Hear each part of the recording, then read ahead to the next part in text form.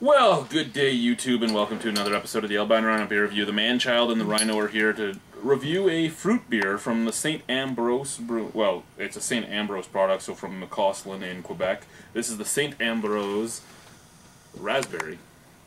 5% alcohol. It has some tall shoes to fill because we did just do a raspberry beer that was immensely amazing.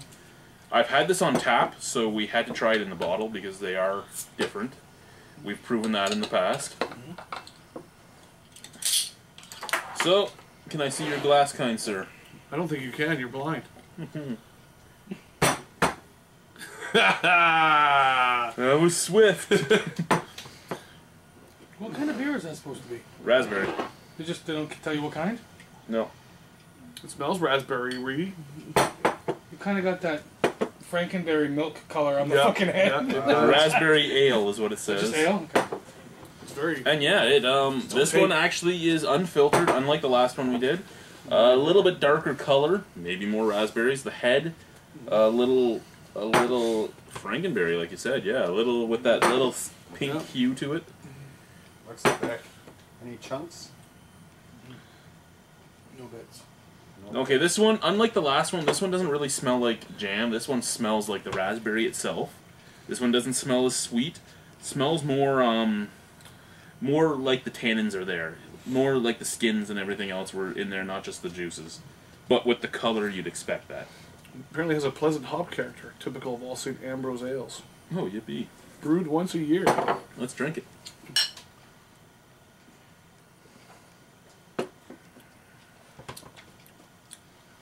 That's pretty good.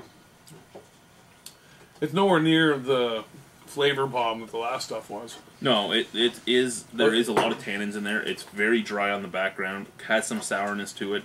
Not as much sweetness, more bitterness. Truthfully, as soon as it enters your mouth, you get all the raspberry, and once you've swallowed it, you get all the beer. Yeah, it marries with the beer perfectly. Like it's more beery than the last stuff.